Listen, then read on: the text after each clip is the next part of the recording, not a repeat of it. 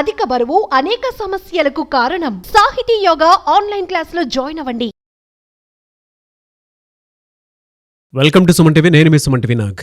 ప్రస్తుతం సోషల్ మీడియాలో మనం కనుక చూస్తే మోహన్ బాబు గారి ఫ్యామిలీకి సంబంధించినటువంటి వాటిల్లో ఏదో కొన్ని గొడవలు అవుతున్నాయి అనేటువంటి న్యూస్ అయితే మనం చూస్తూ ఉన్నాం. అయితే దీని వెనక గల ప్రధాన కారణాలు ఏంటి? నిజంగానే గొడవలు అవుతున్నాయా? సోషల్ మీడియాలో వచ్చేటువంటి న్యూస్ కరెక్టా కాదా? ఏముంది?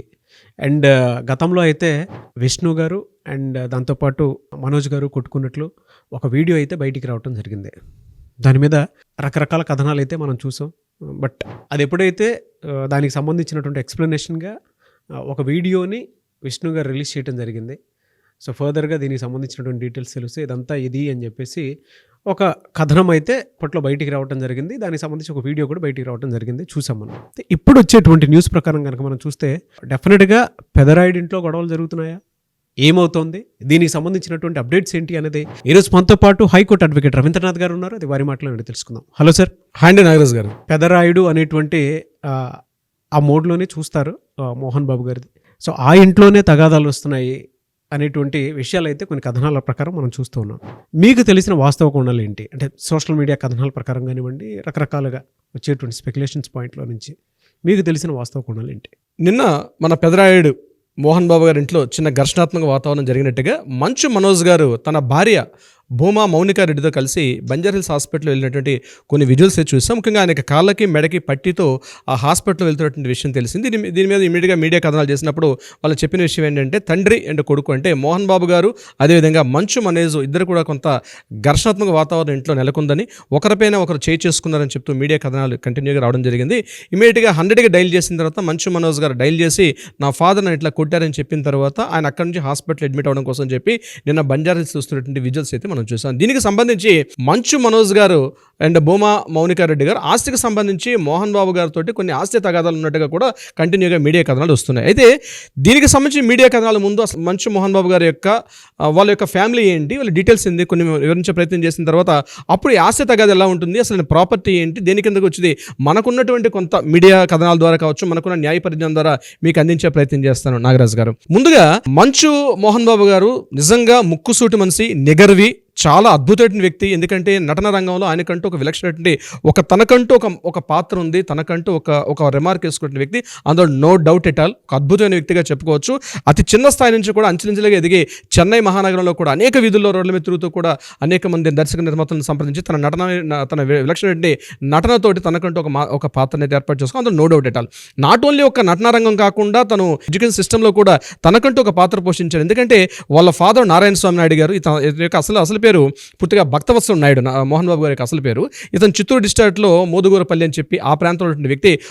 ఒక పీడి అంటే ఫిజికల్ డైరెక్టర్, యాక్చువల్గా ఒక డ్రిల్ మాస్టర్గా వాళ్ళ అబ్బాయిగా పనిచేస్తూ ఈయన కూడా డ్రిల్ మాస్టర్ వర్క్ చేస్తూ ఆ ఎడ్యుకేషన్ సిస్టమ్ మీద తనకున్న ఇంట్రెస్ట్ ఇన్ని సంవత్సరాలుగా 40 సంవత్సరాలు 50 సంవత్సరాలుగా నటనారంగం ఉన్నప్పుడు కూడా మళ్ళీ ఆ డ్రిల్ మాస్టర్ ఆ ఎడ్యుకేషన్ సిస్టమ్ని విడిచిపెట్టకుండా తిరుపతిలో దగ్గరగా ఆయన ఒక స్కూల్ కూడా ఏర్పాటు చేశారు, సరస్వతి విద్యానికేతన్. ఆ సరస్వతి విద్యానికేతన్కి ఆయనకి ప్రో ఛాన్సలర్గా వర్క్ చేస్తున్నారు ఇప్పుడు మనకి మంచు విష్ణుబాబు గారు.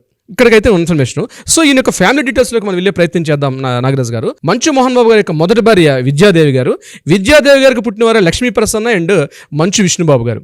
వీళ్ళిద్దరు జన్మించిన తర్వాత కొన్ని కారణాలు రీత్యా ఆవిడ అకాలమరణం చెందిన తర్వాత విద్యాదేవి గారి యొక్క సిస్టర్ అయినటువంటి నిర్మలాదేవిని మ్యారేజ్ చేసుకున్నారు. నిర్మలాదేవికి పుట్టినటువంటి వ్యక్తి మంచు మనోజ్ గారు. మొత్తానికి అందరూ కూడా ఒకటే ఫ్యామిలీ. అక్క చనిపోయిన తర్వాత చెల్లిని మ్యారేజ్ చేసుకోవడం, అక్కకి 2 పిల్లలు, చెల్లితో పాటు ఉన్నటువంటి వ్యక్తి మంచు మనోజ్ బాబు గారు. టోటల్గా వీళ్ళందరూ కలిసి ఇప్పటివరకు చాలా హ్యాపీ వాతావరణంలో అన్ని రకాలుగా చేసుకున్నారు. ఇందులో మంచు విష్ణుని మాత్రం కంప్లీట్గా ఆయన ఒక ఎడ్యుకేషన్ సిస్టంలో పంపిద్దాం, ఒక ఐపీఎస్ ఆఫీసర్ చేద్దామని కూడా గతంలో ఒక ఇంటర్వ్యూలో మోహన్ బాబు గారు కూడా చెప్పడం జరిగింది. కానీ ఆయన సినిమా రంగం మీద ఇంట్రెస్ట్ మీద మంచు విష్ణు గారు కంప్లీట్గా ఇటువైపు రావడం జరిగింది. మంచు లక్ష్మి గారు కూడా కొంత సినిమా రంగానికి వచ్చారు. మంచు మనోజ్ మాత్రం సినిమా రంగానికి రాననుకున్నారు కానీ ఆయన సినిమా రంగంలో కూడా రావడం కూడా జరిగింది. అయితే వీళ్ళకున్న ప్రాపర్టీస్ ఏవైతే ఉన్నాయో ప్రాపర్టీస్ మాత్రం షేర్ చేసుకున్నారు. అది ఏ రకంగా షేర్ చేసుకున్నారంటే గతంలో మోహన్ బాబు గారు ఒక వీడియో చేశారు. ఆ వీడియోలో కూడా నా ప్రాపర్టీస్ అన్ని కూడా ఈక్వల్గా ఇస్తాను అందరికి కూడా, ఆడపిల్లలకైనా మగపిల్లలకైనా. అసలు మంచు గారి ఫ్యామిలీ యొక్క డీటెయిల్స్లోకి వెళ్ళే ప్రయత్నం చేద్దాం. ఇందులో మంచు మనోజ్ గారికి 4 పిల్లలు. అందులో అరియానా విరియానా అని చెప్పి ఇద్దరు అమ్మాయిలు ఉన్నారు, ట్విన్స్ ఇద్దరు ఉన్నారు. అది కాకుండా అవరామ్ భక్త అని చెప్పి మరొక అబ్బాయి కూడా పుట్టాడు. ఈ అవరామ్ అంటే యాక్చువల్ ఏంటంటే మంచు మోహన్ బాబు గారి యొక్క అసలు పేరు భక్తవత్సల నాయుడు. అందులో భక్తను తీసుకొని ఈ అబ్బాయికి వెనక భక్తని పెట్టడం కూడా జరిగింది. దీని తర్వాత మరలా మరొక అమ్మాయి పుట్టింది. ఆ అమ్మాయి పేరు ఆర్య విద్య. విద్య అంటే ఎవరు? వీళ్ళ అమ్మ అనమాట. అంటే మంచు విష్ణు గారి యొక్క అమ్మ విద్యాదేవిలో ఆ విద్యను తీసుకొచ్చి ఇక్కడ పెట్టుకున్నారు. ఎందుకు డీటెయిల్ చెప్పే ప్రయత్నం చేస్తున్నానంటే మీకు తర్వాత మరికొద్ది నిమిషాలు మీకు అర్థమవుతుంది ఎందుకు నేను ఇంత డీటెయిల్గా చెప్తున్నాను అనేది. సో నలుగురు పిల్లలు మంచు విష్ణు గారికి టోటల్గా, అంటే ఒక అబ్బాయికి తండ్రి పేరు మీద ఇష్టంతో భక్తాన్ని పెట్టుకున్నారు, అమ్మ పేరు మీద ఇష్టంతో కింద విద్యను కూడా యాడ్ చేసుకుంటూ పెట్టుకున్నారు. ఇక్కడ మంచు లక్ష్మీ ప్రసన్న గారికి ఒక అమ్మాయి ఉంది, విద్యా నిర్వాణ, ఆ అమ్మాయి పేరు.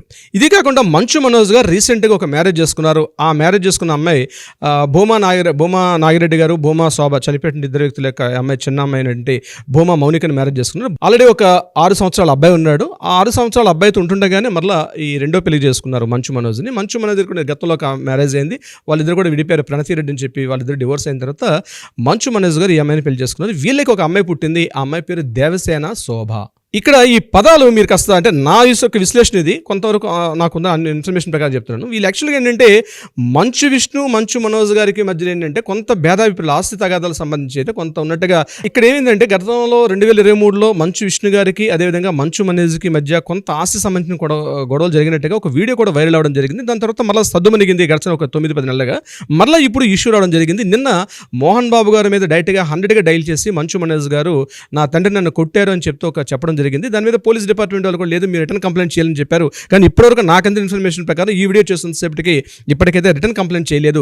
దీని మీద మోహన్ బాబు గారి యొక్క పిఆర్ఓ గారు కూడా ఖండించారు. అంటే తండ్రి కొడుకుల మధ్య ఎటువంటి ఘర్షణ జరగలేదు. మోహన్ బాబు గారి యొక్క అసిస్టెంట్ అంటే ఎవరైతే ఆయన యొక్క సహాయకుడు ఉన్నాడో అతను మాత్రం వినయ్ కుమార్ అని చెప్పి అతను దాడి చేశాడని పిఆర్ఓ చెప్పడం జరిగింది తప్పించి తండ్రి కొడుకులు గొడవ పడలేదని చెప్పడం జరిగింది. అయితే విషయంలోకి వెళ్లే ముందు అసలు తండ్రి ప్రాపర్టీ కొడుకులకి ఎలా డివిజన్ అవుతుంది అన్న విషయం మీద మనం వెళ్దామండి. అంటే వీలునామా అన్నది తండ్రి కొడుకులకి ఎలా రాస్తారు, ఎలా ఉంటుందనే విషయం మీద గతంలో మోహన్ బాబు గారు చేసిన ఒక ఇంటర్వ్యూలో మాట్లాడినటువంటి క్లిప్పింగ్స్ నేను చూసి ఈ వీడియో చేస్తున్నాను. అందులో తను ఏం చెప్పారంటే ఆ వీడియోలో, నా పిల్లలందరికీ కూడా సమాన వాటా ఇస్తాను, నాకు ఆస్తంతా కూడా, కానీ ఆడపిల్లలకి నేను పూర్తిగా ఇస్తాను. ఎందుకంటే ఆడపిల్లలంటే నాకు చాలా అభిమానం ఎక్కువ, ఆడపిల్లల మీద నాకు చాలా మక్కువ ఎక్కువ, కాబట్టి ఆడపిల్లలు సమానత్వం ఉన్నప్పుడు కూడా ఆడపిల్లలకు నేను కొంత ఎక్కువ ప్రిఫరెన్స్ అయితే ఇస్తాను అని చెప్తూ ఆయన మాట్లాడిన మాటల మీద జరిగింది. ఆ ఇంటర్వ్యూలో కూడా వేసిన క్వశ్చన్కి ఆయన సమాధానం చెప్తూ నాకున్నటువంటి పిల్లలందరూ కూడా ఈక్వల్ వాటా ఇస్తాను అని చెప్తూ ఒక చిన్న సూచన అయితే చేయడం జరిగింది. సో నేను దాన్ని దృష్టిలో పెట్టుకొని మీతో మాట్లాడుతున్నాను. తనకున్న ప్రాపర్టీ అంతా కూడా తన కష్టార్జితం.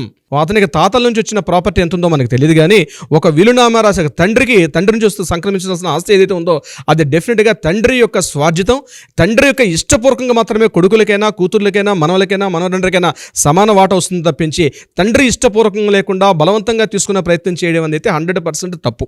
ఇంకొకటి, ఆయన ఏదైతే శ్రీ విద్యానికేతన్ ఏర్పాటు చేశారో, శ్రీ విద్యానికేతన్లో ఉన్నటువంటి స్కూల్కి సంబంధించిన విషయాలన్నీ కూడా గతంలో కొన్ని వివాదాలు కూడా వచ్చాయి. దాని మీద ఆయన అప్పట్లో రాజకీయంగా కూడా కొంత విభేదాలకు నేను ఆ విషయం టచ్ చేసే ప్రయత్నం చేయట్లేదు. ఈ యొక్క ఆస్తులకు ఇప్పటివరకు అయితే ప్రో ఛాన్సలర్గా మంచు విష్ణు గారు పనిచేస్తున్నారు. దీనికి సంబంధించి మంచు మనోజ్ గారు కూడా గతంలో ఒక వీడియో చేశారు.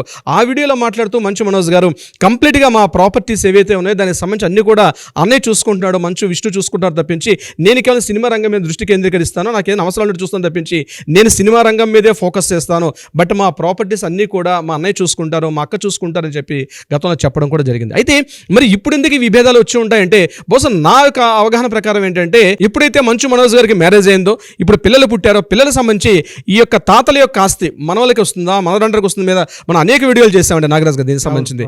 సో ఇన్ని వీడియోలు చేసినప్పుడు కూడా ఏంటంటే ఇప్పటికీ అవగాహన లోపం అయితే చాలా మందికి ఉంది ఈ యొక్క వీడియోలకు సంబంధించి. అయితే ప్రాపర్టీస్ ఎలా వస్తాయంటే, ఒక తాతగారి నుంచి వచ్చే ప్రాపర్టీస్ మాత్రమే మనవలకి మనవరందరికి హక్కు ఉంటుంది తప్పించి తండ్రి నుంచి సంక్రమిస్తున్న ఆస్తి తండ్రి యొక్క ఇష్టపూర్వకంగా ఎవరికైనా ఇవ్వచ్చు తప్పించి ఖచ్చితంగా ఇవ్వాలంటే క్లాజ్ అయితే లీగల్గా ఎక్కడా లేదు. అది తండ్రిని మనం రెస్పెక్ట్ చేస్తూ, తండ్రిని యొక్క బాగోగులు చూసుకుంటూ, తండ్రిని యొక్క ఆయన యొక్క సమ్మతిని పొంది మనం తీసుకోవాలి తప్పించి తండ్రి నుంచి మాత్రం వివాదపరంగా వస్తే వివాదం చేసుకుంటూ హక్కు ప్రకారంగా తీసుకునే అవసరం అయితే ఉండదండి. అయితే ఇక్కడ బహుశా ఏమి జరుగుండొచ్చు నాకున్న విశ్లేషణ ప్రకారం మీకు చేస్తాను. ఈయన ఇనీషియల్ స్టేజ్లోనే తండ్రి గారు అంటే మోహన్ బాబు గారు ఏం చేసి వచ్చే తన ప్రాపర్టీస్ కొంత అమౌంట్ని అటు మంచు మంచు మనోజ్ గారికి విష్ణు గారికి కొంత ప్రాపర్టీ ఇచ్చి ఉండొచ్చు. అందులో మంచు మనోజ్ యొక్క ప్రాపర్టీస్లో ఏమైనా లావాదేవీలు మంచి చెడులు సంబంధించి అవి అందులో ఏమైనా బెనిఫిట్స్ లాసెస్ సంబంధించి అవి పూర్తిగా హక్కు మాత్రం మంచు మనోజ్కే చెందుతాయి. అదేవిధంగా ఇక్కడ మంచు విష్ణు గారికి సంబంధించిన ప్రాపర్టీస్ విషయంలో కూడా కొంత అమౌంట్ మంచు విష్ణు గారు కూడా ఇచ్చి ఉండొచ్చు. ఈరోజు మంచు విష్ణు గారి యొక్క ప్రాపర్టీస్ అంటే ఎడ్యుకేషన్ సిస్టమ్ మీద ఆయన చేసినవి 72 దేశాల్లో ఆయనకి సంబంధించినటువంటి కొన్ని ప్రాపర్టీస్ కావచ్చు.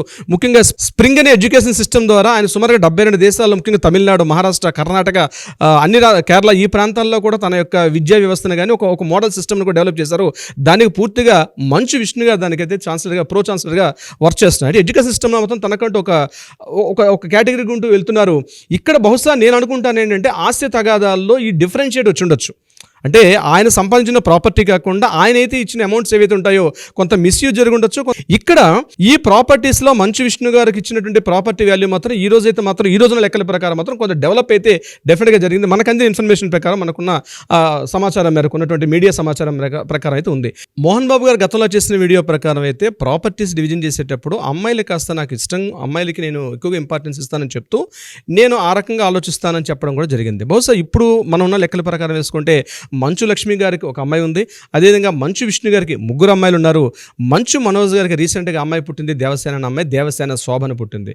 బహుశా ఇక్కడ ఈ ఇద్దరు అంటే లక్ష్మి గారికి అదేవిధంగా మనకున్నటువంటి విష్ణు గారికి ప్రాపర్టీ వాల్యూ ఎక్కువగా ఉండొచ్చు. అదేవిధంగా ఆ షేరింగ్ ఆయన చెప్పినటువంటి వీడియో ప్రకారం నేను చెప్తున్నాను, మన దేవసేన అయితే మంచు మనోజ్ గారి యొక్క అమ్మాయికి తక్కువ వచ్చే అవకాశం ఉండొచ్చు.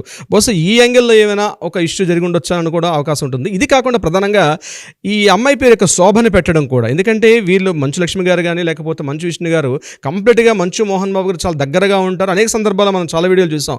ఆ డిఫరెన్షియేట్ మనకి కొద్దిగా కనిపిస్తుంది కొన్ని కాస్త పరిశీలించి చూడగలిగితే. ఇక్కడ శోభాని పేరు పెట్టుకొని పేరెంట్స్కి దగ్గరగా లేకపోవడం అన్నది కూడా బహుశా ముక్కుసూటి మనిషి, డిసిప్లిన్ ఉన్నటువంటి వ్యక్తి, క్రమశిక్షణకు మారుపేరుగా ఉన్నటువంటి వ్యక్తి.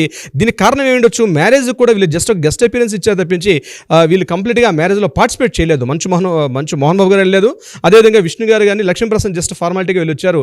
కంప్లీట్గా మంచు విష్ణు అయితే ఆ ఫంక్షన్ కూడా అటెండ్ కాలేదు, ఆ యొక్క మ్యారేజ్ కూడా. ఓన్లీ మోహన్ బాబు గారు లక్ష్మీప్రసాద్ వెళ్ళి రావడం జరిగింది తప్ప. అంటే బహుశా ఇటువంటి ఏవైనా కుటుంబ నేపథ్యం సంబంధించి ఉండే అవకాశం అయితే ఉంటుంది. ఏదేమైనప్పుడు కూడా ఒక ఆదర్శవంతమైనటువంటి ఒక క్రమశిక్షణకి మారుపేరుగా ఉన్నటువంటి మోహన్ బాబు గారి ఇంట్లో ఇటువంటి సంఘటనలు జరగడం, దీని మీద సర్వత్రా చర్చనీయాంశం అవడం అనేది కొంత బాధాకరమైనప్పుడు కూడా ఇట్లాంటి జరగకూడదని కోరుకుందాం. ఎందుకంటే చాలామంది నటులకి మోహన్ బాబు గారు అనే వ్యక్తిని ఒక రీప్లేస్ చేయలేనటువంటి వ్యక్తి. ఎంతోమంది నటులు 100,000 మంది ఉంటారు, కానీ ఎక్కడో హిందీలో ఉన్నటువంటి ప్రాణ్కి మళ్ళీ రీప్లేస్మెంట్ ఈ ఒక్క నటుడే కనిపిస్తారని చెప్పి ఎప్పుడో మనకి బిఆర్ చోప్రా లాంటి మహానటుడే ఒకసారి చెప్పడం జరిగింది. హిందీలో ప్రాణం చెప్తారు, అదేవిధంగా తెలుగు సౌత్ ఇండస్ట్రీలో మొత్తం ఎంటైర్ తమిళ, కర్ణాటక, మలయాళంలో కూడా ఒక్క మోహన్ బాబు గారు అని చెప్పడం కూడా జరుగుతుంది. అటువంటి వారి ఇంట ఇటువంటి మంచు గారి ఫ్యామిలీలో ఒక ఫైర్ జరగడం మాత్రం కొంత వివాదం, కొంత ఇబ్బంది కలిగే విషయం నాగరాజు గారు. సో చివరిగా ముగించే ముందు నాగరాజు గారు, ఈ విషయం సంబంధించి పిల్లలకు సంబంధించిన ప్రాపర్టీస్ అది ముందు భార్య పిల్లల, తర్వాత భార్య పిల్లల అధికారికంగా మ్యారేజ్ చేసుకున్నారు కాబట్టి ఇది రిజిస్టర్డ్ మ్యారేజ్, అంటే పూర్తిగా అధికారికంగా కన్ఫర్మేటెడ్ మ్యారేజ్ కాబట్టి పిల్లలందరూ కూడా ఈక్వల్ షేర్సే వస్తాయి. ఇందులో నో డౌట్ ఎట్ ఆల్. ఒకరికి ఎక్కువ, ఒకరు తక్కువ ఉండే అవకాశం లేదు. ఇక్కడ గుర్తుపెట్టుకోవాల్సింది ఏంటంటే ఇది స్వార్జితం యొక్క ప్రాపర్టీ. మోహన్ బాబు గారు తన కష్టార్జితంతో సంపాదించుకున్న ప్రాపర్టీ తప్ప పూర్వీకుల ఆస్తి అంటే ఏన్షియంట్ ప్రాపర్టీ కాదు. కాబట్టి తను రాసుకున్న వీలునామాలో తను ఇంతకుముందు వీడియో ప్రకారం మీకు ఇంతకుముందు గతంలో చెప్పాను, అందరికీ ఈక్వల్గా పార్ట్సే వస్తాయి, నేను అందరికీ ఈక్వల్గా పార్ట్స్ వస్తాయని చెప్పడం జరిగింది. అయితే ఎక్కువ తక్కువ దట్ ఇస్ ఆయన వీలునామాలో ఏం అల్టిమేట్ రాస్తే యాజ్ ఇట్ ఈస్గా ఆ వీలునామాలో ఉన్న హక్కులు పిల్లలకు సంక్రమిస్తే తప్పించి వాటి మీద యుద్ధాలు చేసుకోవడం, గొడవలు పడడం, బజార్న పడడం అనేది కరెక్ట్ అయినటువంటి విషయం అయితే కాదు నాగరాజ్ గారు. అట్లా జరగకూడదని ఆశిద్దాం మనం. డెఫినెట్గా అండి, చూద్దామండి ఏ మేరకు ఉంటుంది అనేది. Anyways thank you so much Ravindranath garu. Thank you so much Nagaraj గారు.